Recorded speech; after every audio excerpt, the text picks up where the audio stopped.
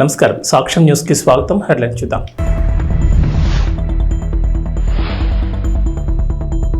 ఏపీలో పింఛన్లు పెంపు జూలై 1 నుంచి 4,000కి పెంచుతూ ప్రభుత్వ నిర్ణయం.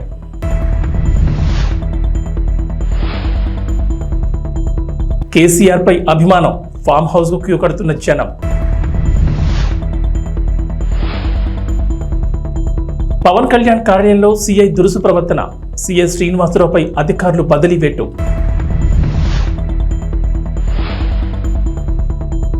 గ్రాండ్ గా రిలీజ్ అయిన కల్కి 2898 AD 1000 కోట్లు వసూలు చేస్తుందంటున్న ఫ్యాన్స్. ఆంధ్రప్రదేశ్లో పింఛన్లకు సంబంధించి ప్రభుత్వం కీలక ఉత్తర్వులు జారీ చేసింది. పంచాయతీరాజ్ గ్రామీణాభివృద్ధి శాఖలు ఎన్టీఆర్ భరోసా పింఛన్లు పెంచుతూ ఉత్తర్వులు జారీ చేశారు. వృద్ధాప్య, వితంతు, ఒంటరి మహిళలు, చేనేత, కల్లుగీత కార్మికులు, మత్స్యకార, చెప్పులు కుట్టే వృత్తివారు, ట్రాన్స్జెండర్లు, ఈఆర్టీ, డప్పు కళాకారులు, ఆర్టిస్ట్, పెన్షన్దారులకు పింఛన్లు పెంచారు. వారికి పెన్షన్ 3,000 నుంచి 4,000కు పెరిగింది. అలాగే దివ్యాంగులు, కుష్ఠరోగులకు అందించే పింఛన్లు 3,000 నుంచి 6,000కు పెంచిన సంగతి తెలిసిందే. అంతేకాదు పూర్తి వైకల్యం ఉన్న వారికి 5,000 నుంచి 15,000కు పింఛన్ పెంచింది ప్రభుత్వం. ఇక తీవ్రమైన వ్యాధిగ్రస్తులు, గుండె, కిడ్నీ, లివర్ సమేత సమస్యలతో బాధపడుతున్న వారు, డయాలసిస్ రోగులకు పింఛన్ను 5,000 నుంచి 10,000కు పెంచింది ప్రభుత్వం. ఏప్రిల్ 1 నుంచి పెంచిన పింఛన్లు అమల్లోకి వస్తున్నాయి. అంటే జూలై 1న ఒక్కో పెన్షన్దారుడు 7,000 పొందుతారు. ఆ తర్వాత నుంచి నెలకు 4,000 పింఛన్ అందుకుంటారు. రాష్ట్ర వ్యాప్తంగా సచివాలయాల ఉద్యోగులు ఇంటింటికి వెళ్లి పంపిణీ చేయనున్నారు. మాజీ ముఖ్యమంత్రి బీఆర్ఎస్ అధినేత కేసీఆర్ ను చూసేందుకు అభిమానులు, ప్రజలు, పార్టీ నేతలు, ఎమ్మెల్యేలు క్యూ కడుతున్నారు. దీంతో సిద్దిపేట జిల్లా ఎర్రవరంలో ఉన్న కేసీఆర్ ఫామ్ హౌస్ కు తరలి వెళ్తున్నారు. ఈ క్రమంలోనే తన కోసం వస్తున్న వారి కోసం కేసీఆర్ ప్రత్యేకంగా సమయం కేటాయిస్తున్నారు. వారితో ముచ్చట మాట్లాడి ఫోటోలు దిగుతున్నారు. మహిళలు, వృద్ధులు, వికలాంగులు, చిన్నారులు ఇలా రకరకాల వయసుల వారు వచ్చి కేసీఆర్ తో మాట్లాడుతున్నారు. ఇక గత కొన్ని రోజులుగా ఫామ్ హౌస్ లోనే ఉంటున్న కేసీఆర్ పూర్తిగా వ్యవసాయంపైనే దృష్టి సారించినట్లు తెలుస్తోంది. ఈ క్రమంలోనే తన పొలంలో వివిధ పంటలు పండించేందుకు సిద్ధమయ్యారు. కొత్త వరి వంగడాన్ని తీసుకొచ్చి నాట్లు వేయించారు. పూర్తిగా సేంద్రీయ పద్ధతిలో పంటలు పండిస్తున్నారు. ఉద్యాన పంటలు, సీజన్తో సంబంధం లేకుండా దొరికే పండ్లు, కూరగాయల సాగుపై మాజీ సీఎం దృష్టి పెట్టినట్లు తెలుస్తోంది. ఫామ్ హౌస్ మొత్తం భూసార పరీక్షలు చేయించిన కేసీఆర్ ఎలాంటి పంటలు పండించవచ్చనే దానిపై ఒక అవగాహనకు వచ్చినట్లు సమాచారం. Andhra Pradesh deputy CM Pawan Kalyan camp కార్యాలయంలోకి అనుమతి లేకుండా వెళ్లిన సీఐపై బదిలీ వేటుపడింది. పవన్ కళ్యాణ్ మంగళగిరి క్యాంపు కార్యాలయం లోపల ఉన్న సమయంలో మంగళగిరి టౌన్ సీఐ శ్రీనివాసరావు అనుమతి లేకుండా వెళ్లేందుకు ప్రయత్నించారు. అదే సమయంలో పవన్ క్యాంపు కార్యాలయంలో వారాహి దీక్ష చేపట్టేందుకు పూజలు చేస్తున్నారు. కొద్దిసేపు ఆగమని భద్రతా సిబ్బంది సీఐకి చెప్పినా వెళ్లేదు. వారిపై ఆగ్రహం వ్యక్తం చేశారు. బోట్లతో వెళ్లొద్దని చెప్పినా పట్టించుకోలేదు. లోపలికి వెళ్లారు. భద్రతా సిబ్బంది చెప్పినా పట్టించుకోకుండా సీఐ దురుసుగా ప్రవర్తించారని డిప్యూటీ సీఎం కార్యాలయ సిబ్బంది పోలీసు ఉన్నతాధికారులకు సమాచారం ఇచ్చారు. ఆ వెంటనే సీఐ శ్రీనివాసరావుపై అధికారులు బదిలీ వేటు వేశారు. ఆయన స్థానంలో ప్రకాశం జిల్లా త్రిపురాంతకం నుంచి సీఐ వినోద్ కుమార్ నియమించారు. ఈ మేరకు గుంటూరు రేంజ్ ఐజీ సర్వశ్రేష్ఠ త్రిపాఠి ఆదేశాలు జారీ చేశారు. గతంలో కూడా సీఐ శ్రీనివాసరావుపై జనసేన ఆరోపణ చేసింది. ఎన్నికల సమయంలో జనసేన పార్టీ కార్యాలయంలో పనిచేసే సిబ్బంది ఉండే అపార్ట్మెంట్లోకి వెళ్లి తనిఖీల పేరుతో హడావిడి చేశారనే ఆరోపణలు వచ్చాయి. ఇప్పుడు డిప్యూటీ సీఎం క్యాంపు కార్యాలయంలోకి వెళ్లడంతో బదిలీ పెట్టబడింది. ఆంధ్రప్రదేశ్లో కొలువుదీరిన చంద్రబాబు ప్రభుత్వం పాలనలో దూకుడు పెంచింది. గత ప్రభుత్వ హయాంలో పథకాలకు సంబంధించి వరుసగా కీలక నిర్ణయాలు తీసుకుంటున్నారు. ఇప్పటికే పలు పథకాలకు పేర్లు మార్చింది కొత్త ప్రభుత్వం. తాజాగా మరో 2 పథకాలకు పేర్లు మారుస్తూ నిర్ణయం తీసుకుంది. వైఎస్ఆర్ కళ్యాణమస్తు పథకానికి చంద్రన్న పెళ్లి కనుక మార్చేశారు. అలాగే జగనన్న విదేశీ విద్యా దీవెన పథకం పేరును doctor APJ Abdul Kalam overseas education scheme for minorities గా మారుస్తూ ఆదేశాలు జారీ చేశారు. ఈ మేరకు జీవోలు విడుదల చేశారు. 2014-19 మధ్య అధికారంలో ఉన్న టీడీపీ ప్రభుత్వం చంద్రన్న పెళ్లి కానుక పేరుతో ఈ పథకాన్ని ప్రారంభించింది. ఈ పథకం ప్రకారం ఎస్సీ, ఎస్టీల్లో కులాంతర వివాహాలు చేసుకుంటే వారికి 75,000 నగదు ప్రోత్సాహకం అందజేశారు. అలాగే గిరిపుత్రిక కళ్యాణం కింద ఎస్టీలకు 50,000, అంతేకాదు కులాంతర వివాహం చేసుకునే బీసీలకు 50,000, దుల్హన్ పథకం కింద మైనార్టీలకు 50,000 అందించారు. అదే దివ్యాంగులైన వధువు వర్లకు 1,00,000 చొప్పున అందజేశారు. ఈ పథకం ద్వారా దారిద్ర్య రేఖకు దిగువన ఉన్న మిగతా వర్గాల యువత ఎస్టీలను వివాహం చేసుకుంటే 50,000, అదే ఎస్సీలను పెళ్లి చేసుకుంటే 40,000, బీసీలను చేసుకుంటే 30,000, ఓసీలను చేసుకుంటే 20,000 చొప్పున చంద్రన్న కానుక అందించారు. ఆంధ్రప్రదేశ్లో వాలంటీర్ల చుట్టూ రాజకీయం తిరుగుతోంది. కొత్త ప్రభుత్వం వాలంటీర్లను తొలగించబోమని, వారికి ఇచ్చే జీతాన్ని 5,000 నుంచి 10,000కు పెంచుతామని చెప్పింది. అయితే జూలై నెల పింఛన్ మాత్రం సచివాలయాల ఉద్యోగులతో పంపిణీ చేస్తోంది. దీంతో ఇప్పటికీ ఉన్న వాలంటీర్లను కొనసాగిస్తారా లేదా అన్నది క్లారిటీ లేకుండా పోయింది. అలాగే వాలంటీర్ల రాజీనామాల వ్యవహారంపై హైకోర్టులో విచారణ జరుగుతోంది. ఈ క్రమంలో వాలంటీర్లకు మరో షాక్ తగిలింది. ఏకంగా వాలంటీర్ల నియామకాన్ని రద్దు చేయాలని ఏపీ హైకోర్టులో పిల్ దాఖలైంది. ఏపీలో వైఎస్ఆర్సీపీ కార్యకర్తల్ని గ్రామ, వార్డు వాలంటీర్లుగా నియమించారని, వారి నియామకాన్ని రద్దు చేయాలని కడప జిల్లా రాజంపేటకు చెందిన షేక్ అబూబాకర్ సిద్దికి గతంలోనే హైకోర్టులో పిల్ వేశారు. ఈ పిల్లో వాలంటీర్ల నియామకాన్ని సవాల్ చేశారు. అలాగే వారిని రాజకీయ పార్టీ కార్యకలాపాల్లో పాల్గొనకుండా చూడాలని కోరారు. హైకోర్టు మార్చి 20న ఈ పిల్లుపై విచారణ జరిపింది. ప్రతివాదులుగా అప్పటి సీఎం జగన్, అప్పటి రెవెన్యూ శాఖ మంత్రి ధర్మాన ప్రసాదరావు, సిఎస్, ఇతర అధికారులకు, వాలంటీర్లకు నోటీసులు జారీ చేసింది. ఈ పిల్లుపై తాజాగా బుధవారం విచారణ జరిగింది. హైదరాబాద్ మెట్రోలో సరికొత్త విధానం. రైలు దిగాక టికెట్ కొనొచ్చు. మీరు చదివింది నిజమే. హైదరాబాద్ మెట్రోలో త్వరలోనే సరికొత్త విధానం చూడబోతున్నాం. విదేశాల్లో ఉన్నట్లు ఓపెన్ లూప్ టికెటింగ్ వ్యవస్థను తీసుకురావాలని హైదరాబాద్ మెట్రో ప్రయత్నిస్తోంది. అన్ని అనుకున్నట్లు జరిగితే ఈ ఆర్థిక సంవత్సరంలోనే ఈ విధానం అందుబాటులోకి వచ్చే అవకాశం ఉంది. ఈ విధానంలో ప్రయాణికులు తొలుత టికెట్ తీసుకోకుండానే రైలు ఎక్కేయచ్చు. దిగిన తర్వాత ప్రయాణించిన దూరాన్ని బట్టి ఛార్జీలు వసూలు చేస్తారు. ప్రస్తుతం ఉన్న క్లోజ్డ్ లూప్ టికెటింగ్ విధానంలో ముందే టికెట్ తీసుకోవాలి. ఫలానా స్టేషన్ టికెట్ తీసుకుని మధ్యలో మనసు మార్చుకుని ముందు స్టేషన్లో దిగితే బయటకు వెళ్లేందుకు టికెట్ అనుమతించదు. కాబట్టి స్టేషన్ సిబ్బందిని సంప్రదించాల్సి ఉంటుంది. ఈ ఓపెన్ లూపింగ్ వ్యవస్థతో ఎలాంటి ఇబ్బంది ఉండదు. ఈ వ్యవస్థ అందుబాటులోకి వస్తే బస్సు, మెట్రో, ఎంఎంటీఎస్ అన్నింట్లోనూ ఒకే కార్డుతో ప్రయాణించవచ్చు. 2 ఏళ్ల క్రితం హర్యానాలో ఈ విధానాన్ని ప్రవేశపెట్టారు. బస్సు ఎక్కేటప్పుడు కార్డు చూపించి మళ్ళీ దిగేటప్పుడు చూపిస్తే ప్రయాణించిన దూరాన్ని బట్టి డబ్బులు కట్ అవుతాయి. 2012లో లండన్లో ఈ విధానాన్ని ప్రవేశపెట్టారు. అది విజయవంతం కావడంతో ప్రపంచవ్యాప్తంగా పలు దేశాలు అందుబాటులోకి తెచ్చే ప్రయత్నం చేస్తున్నాయి.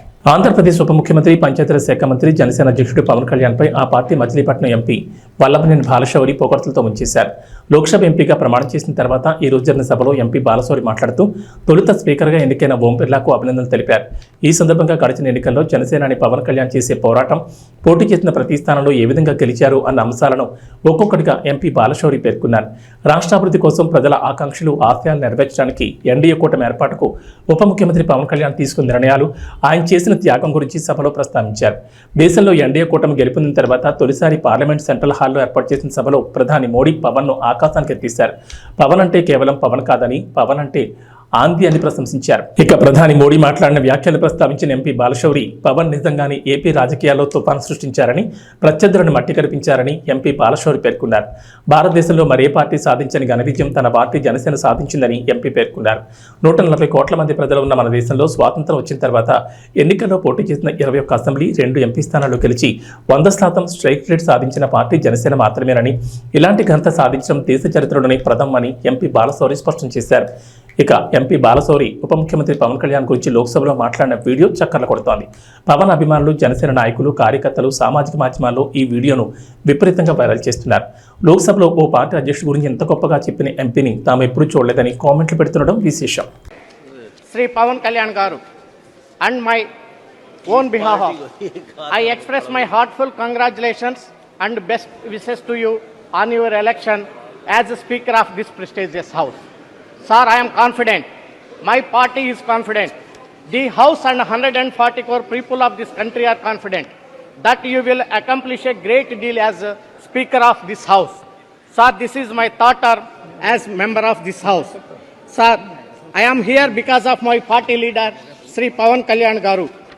Sir, I sincerely thank and express my gratitude to him for giving me this opportunity. Sir, Pawan Kalyan Garu is a star in AP, and Honorable PM rightly said during the NDA meeting in the Central Hall of Samyadan Sadhan that a Pawan nahi on the high. This is true. He is a tufan in Andhra politics. Sir, Pawan Kalyan Garu has made a record in history of independent India. Sir, Janasena party is the only party in the country since independence which has got 100% strike rate both in Lok Sabha and Assembly elections. Please. Sir, Janasena party fought Rajiv 21 Ranjan Assembly and 2 Lok Sabha seats and won Rajesh all 21 Ranjan Assembly seats. Sir, okay. Sir, please. రాష్ట్రంలో TDP, Janasena కూటమి పాలనలో police, revenue వ్యవస్థలు నిర్వీర్యమయ్యాయని, అంబేద్కర్ రాజ్యాంగం కాకుండా రాష్ట్రంలో red book రాజ్యాంగాన్ని అమలు చేస్తున్నారని మాజీ మంత్రి ఆదిమూలపు సురేష్ ఆందోళన వ్యక్తం చేశారు. సింగరైకొండలోని వైఎస్ఆర్సీపీ కార్యాలయంలో మాట్లాడుతూ ప్రజలు అధికారం ఇచ్చింది ఇష్టారాజ్యంగా పరిపాలన చేసుకోవడానికి కాదన్నారు. చంద్రబాబు ప్రభుత్వం రాష్ట్రంలో ప్రతిపక్షం లేకుండా చేయాలని కుట్ర పంతోందని అన్నారు. వైఎస్ఆర్సీపీ కార్యకర్తలను వారి ఆత్మస్థైర్యాన్ని, మనోభావాలను దెబ్బతీసేలా ప్రవర్తిస్తూ భయాందోళన గురి చేస్తున్నారన్నారు. ఇటువంటి కక్ష సాధింపు చర్యలకు పాల్పడితే తమ ఓపికకు, సహనానికి కూడా ఒక హద్దు ఉంటుందని, వైసీపీ కార్యకర్తల జోలికొస్తే ఊరుకునేది లేదని టీడీపీ నాయకులను హెచ్చరించారు. వైసీపీ నాయకులు మరియు వారి ఆస్తులపై జరుగుతున్న దాడులను న్యాయస్థానాలు సుమోటోగా తీసుకుని నిందితులను అదుపులోకి తీసుకుని తగిన శిక్షను విధించాలని కోరారు. ఈ యొక్క పరిపాలన రాజ్యాంగబద్ధంగా నడవట్లేదు. ఈ రాష్ట్రంలో ఒక కొత్త రాజ్యాంగం వచ్చింది. మనం అందరం అనుకుంటున్నటువంటి భారత సంవిధానం సార్వభౌమ మొత్తాన్ని కాపాడే రాజ్యాంగం, బాబాసాహెబ్ బిఆర్ అంబేద్కర్ గారు రచించిన రాజ్యాంగం ఆంధ్రప్రదేశ్లో నడవట్లేదు. ఆంధ్రప్రదేశ్లో రెడ్ బుక్ రాజ్యాంగం నడుస్తుంది. రెడ్ బుక్ రాజ్యాంగం ప్రకారమే మేము పరిపాలన సాగిస్తాం. ఏదైతే తెలుగుదేశం పార్టీ నాయకులు గత 2-3 సంవత్సరాల కాలంలో పదే పదే చెప్తూ మేము అధికారంలోకి వచ్చిన వెంటనే మీ హక్కు చూస్తాం, మీ సంగతి తెలుస్తాం, మిమ్మల్ని బట్టలు కూడా తీసి రోడ్డు మీద తిప్పుతాం, గడ్రాల మీద నడుస్తామని చెప్పి పదే పదే చెప్పినటువంటి నాయకులు ఈరోజు అదే మేము వచ్చింది కూడా దానివల్లనే, దానికోసమే అన్న చందంగా ఈరోజు వారు ఇచ్చినటువంటి ఆ యొక్క ప్రోత్సాహం కానివ్వండి, ప్రోద్బలంతో ఈరోజు తెలుగు తమ్ముళ్ళు రెచ్చిపోతున్నటువంటి పరిస్థితి మనం చూస్తున్నాం. ముఖ్యంగా ఒక్క మాటలు చెప్పాలంటే, మాకు ప్రజల అధికారం ఇచ్చింది మేము ఇష్టారాజ్యంగా పరిపాలన చేసుకోవడానికి. మొత్తంగా ప్రతిపక్షమే లేకుండా ఈ రాష్ట్రంలో ముఖ్యంగా ఒకే party YSR Congress party 40% vote bank ఉన్నటువంటి పార్టీ ఈరోజు దాన్ని సమూలంగా తీసివేయాలని అధికారంలో ఉన్నటువంటి 5 సంవత్సరాల్లో కూడా వైసీపీ కార్యకర్తలు వారి యొక్క ఆత్మస్థైర్యాన్ని, వారి యొక్క మనోభావాన్ని దెబ్బతీసే విధంగా ప్రవర్తిస్తూ వారిని భయాందోళనకు గురిచేస్తూ వారి మీద దాడి చేస్తూ వారి ఆస్తుల్ని కానివ్వండి, వారి యొక్క ఇళ్ళను కానివ్వండి, వారికి సంబంధించినటువంటి అన్నిటినీ కూడా ధ్వంసం చేసే కార్యక్రమం గత కొన్ని రోజులుగా మనం చూస్తాము రాష్ట్ర వ్యాప్తంగా. కాకినాడ 3 ఆంధ్ర గర్ల్స్ బెటాలియన్ ఆధ్వర్యంలో మాదక ద్రవ్యాల దుర్వినియోగం, రవాణాకు వ్యతిరేకంగా అంతర్జాతీయ దినోత్సవం సందర్భంగా కాకినాడ APSC 3వ బెటాలియన్ ఆవరణలో జరిగిన అవగాహన కార్యక్రమానికి క్యాపిటల్ హాస్పిటల్ వైద్యురాలు సలాది జ్యోతిర్మయి ముఖ్య అతిథిగా హాజరై NCC విద్యార్థులకు మాదక ద్రవ్యాల వినియోగం నిర్మూలనపై ప్రసంగించారు. అనంతరం ప్లకార్డులు, బ్యానర్లతో APSP నుంచి సర్పవరం జంక్షన్ మీదుగా బోట్ క్లబ్ 3 గర్ల్స్ బెటాలియన్ వరకు 3 ఆంధ్ర, 9 ఆంధ్ర, 18 ఆంధ్ర NCC విద్యార్థులు ర్యాలీ నిర్వహించారు. ఈ కార్యక్రమంలో NCC 18 ఆంధ్ర అధికారి మేజర్ ఆసిఫ్, 3 ఆంధ్ర బెటాలియన్ నుండి subedar Lakshmanarao, PI staff, GCI పాల్గొని విజయవంతంగా నిర్వహించారు. ఎవరైనా ఎడిక్ట్స్ ఉంటే వాళ్ళని తీసుకువెళ్ళి మంచి ట్రీట్మెంట్ ఇప్పించాలి. గవర్నమెంట్ హాస్పిటల్లో మీకు ఫ్రీగా ట్రీట్మెంట్ జరుగుతుంది. అలాగే మేము కూడా ఇప్పుడు మా సొసైటీ నుంచి మా NGO నుంచి ఒక ఫ్రీ హాస్పిటల్ ఇక్కడ గంగరాజు నగర్లో పెట్టాము. దాంట్లో కౌన్సిలింగ్, ట్రీట్మెంట్ జరుగుతుంది. సో ఎవరైనా ఎడిక్ట్స్ ఉంటే మీరు అక్కడికి పంపిస్తే అక్కడ ఫ్రీ ట్రీట్మెంట్, ఫ్రీ కౌన్సిలింగ్, ఇంకా ఏమైనా వాళ్ళకి ఏమైనా ఫ్యామిలీ కౌన్సిలింగ్ ఇలాంటివన్నీ కూడా అక్కడ జరుగుతాయి. సో ఇవన్నీ కూడా మీరు మనసులో ఉంచుకుని ఎవరైతే ఎడిక్ట్స్ ఉన్నారో వాళ్ళు మా దగ్గరికి పంపించడం, అలాగే మీరు కూడా భవిష్యత్తు తరాల్లో ఆల్కహాల్ లేకపోతే ఈ గంజా, డ్రగ్స్కి ఎంత దూరంగా ఉండాలంటే అంత దూరంగా ఉంటూ మంచి సమాజానికి మీరు భవిష్యత్తు తరాలకి మీరు మంచి బాట వేయాలని నేను కోరుకుంటూ, అలాగే ఇందులో ఇది ముఖ్యంగా ఈరోజు చేయడానికి గవర్నమెంట్ ఆఫ్ ఇండియా 2020లో నషాముక్త భారత్ అని మీకు తెలుసండి. నషాముక్త భారత్ విన్నారా? మీరెవరు వినుండరు. 2020లోనే మన ప్రధాని మోడీ గారు నషాముక్త భారత్ అని ఇంట్రడ్యూస్ చేశారు. అందులో భాగంగానే ఇప్పుడు మనం ఇదంతా కూడా మన ర్యాలీస్ ఇవన్నీ జరుగుతున్నాయి. సో దీనికి మీరు అందరూ కూడా సహకరించాలని కోరుకుంటూ ఈ అవకాశం ఇచ్చిన కృష్ణ గారికి, అలాగే AD గారికి, పోలీస్ డిపార్ట్మెంట్ వారికి నా నమస్కారాలు తెలియజేసుకుంటూ సెలవు తీసుకున్నాను. Thank you. ఇంత చక్కటి కార్యక్రమాన్ని ఏర్పాటు చేసినటువంటి కాలేజీ యాజమాన్యానికి నా నమస్కారాలు. ఈరోజు ఈ కార్యక్రమాన్ని జరుపుకోవడం చాలా సంతోషంగా ఉంది. ఎందుకంటే ఇది ప్రస్తుతం ఉన్నటువంటి సమాజాన్ని పట్టిపీడిస్తున్నటువంటి ఒక ప్రమాదకరమైనటువంటి ఇది ఒక డిసీజ్ లాంటిది అన్నమాట. ప్రజెంట్ యూత్ చాలా సఫర్ అవుతుంది. మీరు ఈ మధ్య సోషల్ మీడియా చూసుకున్నా కూడా రీసెంట్గా పంజాబ్లో ఒక లేడీ అర్ధరాత్రి డ్రగ్ మత్తులో రోడ్డు మీద అలాగా ఉంటే అది రీసెంట్గా సోషల్ మీడియాలో వైరల్ అయింది. అలాగే సినిమాలు చాలా ఉన్నాయి, చాలా సినిమాలు ఉన్నాయి. ఉత్తర పంజాబ్ ఉంది, లేదంటే మన తెలుగులో కూడా చాలా సినిమాలు ఉన్నాయి. అంటే అది ఫస్ట్ చిన్న ఒక సరదాగా స్టార్ట్ అవుతుంది. ఎవరో దానికి అలవాటు పడిన వాళ్ళు ఫ్రెండ్స్ ఉంటారు మన సర్కిల్లో. చిన్న అలవాటుగా సరదాగా ఏదో ఆడి ఫ్రీగా ఇస్తున్నాడని చెప్పేసి తీసుకుంటారు. తర్వాత అది ఒక అలవాటుగా మారుతుంది. ఆ అలవాటు తర్వాత వ్యసనంగా మారిపోద్ది అన్నమాట. అందులో ఏముండదు, అది ఏంటంటే సెంట్రల్ నర్వస్ సిస్టమ్ని యాక్టివేట్ చేస్తుంది. అది తీసుకున్నప్పుడు సెంట్రల్ నర్వస్ సిస్టమ్ యాక్టివేట్ అయినప్పుడు ఎలా ఉంటుంది అంటే, మనం కాఫీ తాగితే ఎలా ఉంటుంది, రిలాక్స్గా ఉంటుంది. అలాగా దానికి మనం అడిక్ట్ అయిపోతారన్నమాట ఎవరైతే ఉన్నారో. అలాగ అడిక్ట్ అయిపోయి ఇంకా అందులోనే ఉండాలనిపిస్తుంది అన్నమాట. దానివల్ల ఏమవుతుందంటే ఇంకా బయట ఏం జరుగుతుంది, దానికోసం అతను ఏం చేస్తున్నాడు అన్నది తెలియదు. మరి ముఖ్యంగా ఈ సమస్య మీరు ఎవరు ఫేస్ చేసినా చేయకపోయినా మేము రెగ్యులర్గా ఫేస్ చేస్తూ ఉంటాం. ఎందుకంటే మాకు పట్టపగలు కూడా కొంతమంది తాగుతున్నారు అన్నమాట. ఎక్కడైనా సరే కొంత నిషేధిత ప్రాంతం ఉంది, కొంచెం జనాలు అక్కడ తక్కువ వెళ్తారనుకుంటే కుర్రోళ్ళు, చాలా చిన్న చిన్న కుర్రోళ్ళు అన్నమాట, 15 నుంచి అట్లాగా 14 నుంచి స్కూళ్ళు మానేసి కాలేజీలు మానేసి వీళ్ళు 3-4 కూర్చుని తాగుతూ ఉంటారన్నమాట. 2 విధాలుగా, ఒకటి ఆర్థికంగా ఆ కుటుంబం నష్టపోతుంది, 2 అనారోగ్యాలు పాలవుతున్నారు.